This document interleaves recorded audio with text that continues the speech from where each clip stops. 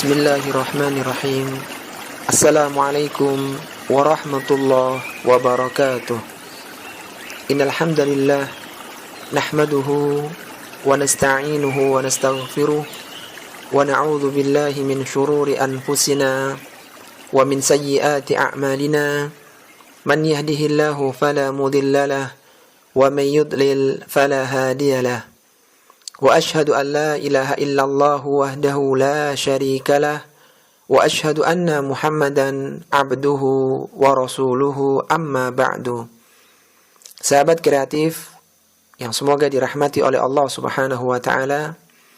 Allah Subhanahu wa taala berfirman di dalam Al-Qur'an di surat An-Nahl pada ayat yang ke-78. A'udzu billahi minasyaitonir rajim. Wallahu akhrajakum min butuni ummahatikum la ta'lamuna syai'a wa ja'ala lakumus sam'a wal absara wal af'idata la'allakum tashkurun. Kata Allah Subhanahu wa ta'ala, dan Allah lah yang mengeluarkan kalian dari perut ibu-ibu kalian. La ta'lamuna syai'a, dalam keadaan kalian tidak mengetahui sesuatu apapun. Wa ja'ala lakumus sam'a, dan Allah berikan kepada kalian pendengaran. Wal absar, penglihatan. Wal af'idah, dan hati. La'allakum tashkurun, agar kalian bersyukur kepada Allah Subhanahu wa ta'ala. Sahabat kreatif yang semoga senantiasa dijaga dan dilindungi oleh Allah Subhanahu wa taala. Dalam ayat yang mulia ini, Allah Subhanahu wa taala menyebutkan tentang bagaimana awal manusia diciptakan dan bagaimana mereka tumbuh dan berkembang menjadi manusia yang sempurna. Allah Subhanahu wa taala mengawali firman-Nya dalam surat An-Nahl di ayat yang ke-78 ini dengan menyatakan wallahu akhrajakum min butuni ummahatikum, dan Allah lah yang telah mengeluarkan kalian dari perut ibu-ibu kalian. Maka di antara kenikmatan dari Allah Subhanahu wa taala yang diberikan kepada kita adalah kita dikeluarkan dari rahim ibu-ibu kita dalam keadaan selamat, dalam kondisi sehat, dan ini merupakan nikmat yang besar dari Allah Subhanahu wa taala. Apa kata Imam Al-Qurtubi dalam kitabnya Al-Jami' li Ahkamil Quran? Beliau mengatakan dari ayat di atas mengingatkan bahwa sungguhnya di antara nikmat Allah Subhanahu wa taala yang diberikan kepada manusia adalah Dia mengeluarkan manusia tersebut dari perut ibu-ibu mereka, mengeluarkan kalian dari perut ibu-ibu kalian. Kemudian Allah Subhanahu wa taala menyebutkan sifat bayi yang baru lahir. Allah berfirman, la ta'lamuna syai'a. Kalian dilahirkan dalam keadaan tidak mengetahui sesuatu apapun. Apa maksudnya? Bahwa manusia dilahirkan dalam keadaan tidak mengetahui sesuatu apapun. Maksudnya adalah dia tidak mengetahui sedikit pun terhadap perjanjian yang telah diambil ketika berada di alam ruh. Dan dia tidak mengetahui kebahagiaan dan keburukan yang telah ditetapkan ketika dia lahir di dunia, serta dia tidak mengetahui hal-hal yang bermanfaat untuknya. Hal ini sebagaimana penjelasan Al-Imam Al-Qurtubi rahimahullahu ta'ala ketika menafsirkan ayat ini.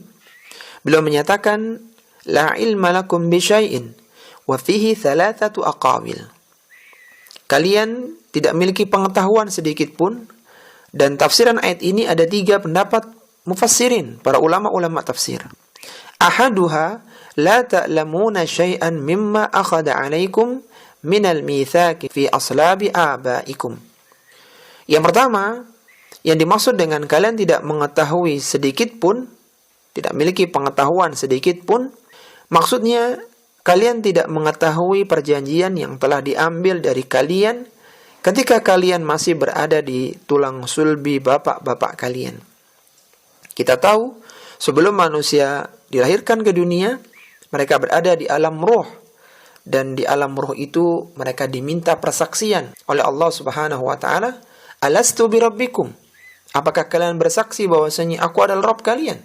Maka kita semua waktu itu mengatakan, qalu bala syahidna.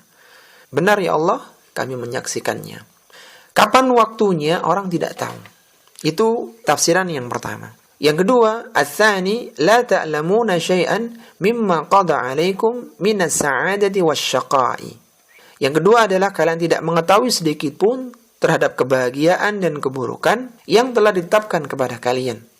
Takdir, apakah seorang mendapatkan kebahagiaan, kapan seorang mendapatkan keburukan, bahkan surga dan neraka yang nanti dia dapatkan, seorang tidak tahu. Itu tertutup dari pengetahuan manusia.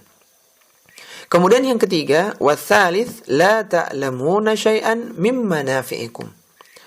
Yang ketiga, tafsirannya adalah kalian tidak mengetahui sedikit pun hal-hal yang bermanfaat bagi kalian. Seorang tidak memiliki pengetahuan di awal-awal dia dilahirkan. Seorang bayi tidak tahu mana yang baik dan mana yang buruk.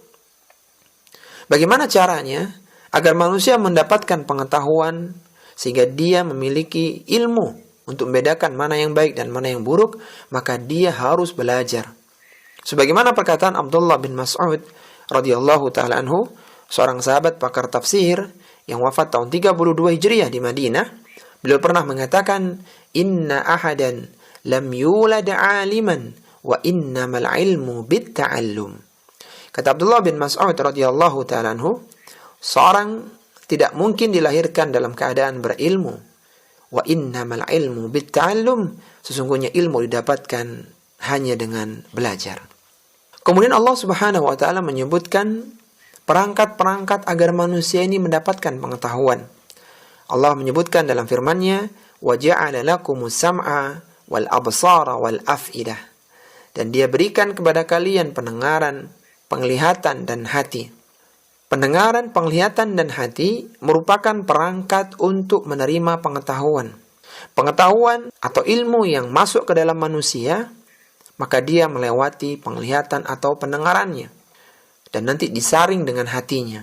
Tidak ada pintu selain pendengaran dan penglihatan, masuknya ilmu dari dua ini saja. Sebagaimana kata Syekh Abdurrahman bin Nasir As-Sa'di rahimahullah ta'ala, dalam kitabnya Taysirul Karimur Rahman fi Tafsir Kalamil Mannan, ketika menafsirkan ayat ini beliau mengatakan, khassa hadhil a'dha'u thalathah li syarafiha wa fadliha وَلِأَنَّهَا مِفْتَاحُ لِكُلِّ عِلْمٍ فَلَا وَصَلَ لِلْعَبْدِ عِلْمٌ إِلَّا مِنْ أَحَدٍ هَذِهِ الْأَبْوَابُ الثَّلَاثَةِ. Kata Syekh Abdurrahman bin Nasir As-Sa'di rahimahullah ta'ala, diistimewakan penyebutan ketiga anggota tersebut, yaitu pendengaran, penglihatan, dan hati, untuk apa? Untuk memuliakan dan mengutamakannya. Kenapa hanya disebutkan itu?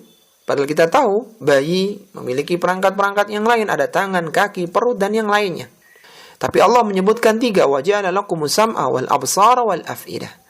Allah berikan kepada kalian pendengaran, penglihatan dan hati. Untuk apa disebutkan tiga perangkat ini? Li'annaha miftahu likulli ilmin.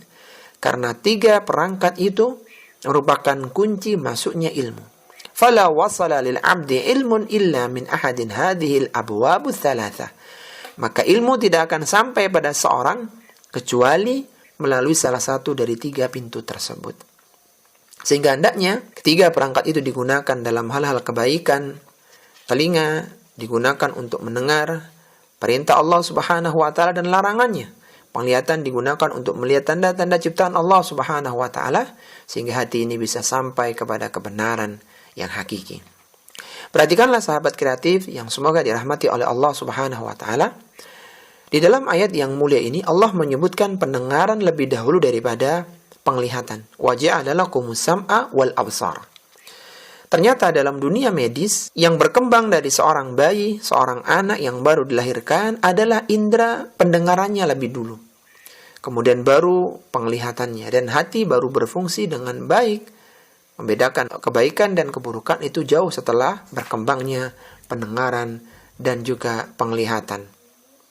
Sehingga ketika disebutkan oleh Allah Subhanahu wa taala pendengaran lebih dulu, kemudian penglihatan, karena memang hakikatnya yang berkembang lebih dulu adalah pendengaran, baru kemudian penglihatan. La'allakum tashkurun, agar kalian bersyukur kepada Allah Subhanahu wa ta'ala. Maksudnya adalah agar kalian bersyukur kepada Allah dengan menggunakan anggota badan tersebut untuk ketaatan kepada Allah Subhanahu wa ta'ala. Kata Syekh Abdul Rahman bin Nasir As-Sa'di rahimahullahu ta'ala, وَذَلِكَ لِأَجْلِ أَنْ يَشْكُرُ اللَّهَ بِاسْتِعْمَالِ مَا أَعْطَاهُمْ مِنْ هَذِهِ الْجَوَارِهِ فِي طَاعَةِ اللَّهِ. Yang demikian itu agar mereka bersyukur kepada Allah Subhanahu wa ta'ala dengan menggunakan anggota badan yang telah dikaruniakan kepada mereka dalam ketaatan kepada Allah Subhanahu wa ta'ala. Dan bersyukur itu meliputi 3 aspek. Yang pertama adalah bersyukur dengan hati. Yang kedua adalah bersyukur dengan lisan. Dan yang ketiga adalah bersyukur dengan anggota badan. Bersyukur dengan hati adalah hati ini cenderung pada kebaikan dan meyakini bahwa nikmat itu datangnya dari Allah Subhanahu wa ta'ala. Yang kedua adalah bersyukur dengan lisan. Itu memperlihatkan syukur kepada Allah Subhanahu wa ta'ala dengan pujian, dengan lisan, dengan mengucapkan Alhamdulillah. Kemudian yang ketiga adalah bersyukur dengan anggota badan. Itu menggunakan nikmat-nikmat tersebut di dalam ketaatan kepada Allah Subhanahu wa ta'ala dan menjauhi kemaksiatan kepada Allah Subhanahu wa ta'ala. Inilah sahabat kreatif yang semoga dirahmati oleh Allah Subhanahu wa ta'ala, penjelasan tentang tafsir surat An-Nahl pada ayat yang ke-78, bagaimana Allah Subhanahu wa ta'ala menciptakan kita, Allah memberikan perangkat-perangkat kepada kita agar kita mendapatkan pengetahuan. Semuanya tujuannya agar kita bersyukur kepada Allah Subhanahu wa ta'ala, melakukan ketaatan dan menjauhi berbagai macam keburukan. Semoga yang sedikit ini bermanfaat. Akhirnya kita mohon kepada Allah Subhanahu wa ta'ala, semoga Allah senantiasa menjaga dan membimbing kita dan memudahkan kita semua untuk masuk ke dalam surga. Kita akhiri, wa sallallahu ala nabiyyina Muhammadin wa ala alihi wa sahbihi wa sallam. Subhanakallahumma wa bihamdika asyhadu an la ilaha illa anta astaghfiruka wa atubu ilaik. Wa akhiru da'wana alhamdulillahi rabbil alamin. Wassalamu alaikum warahmatullahi wabarakatuh.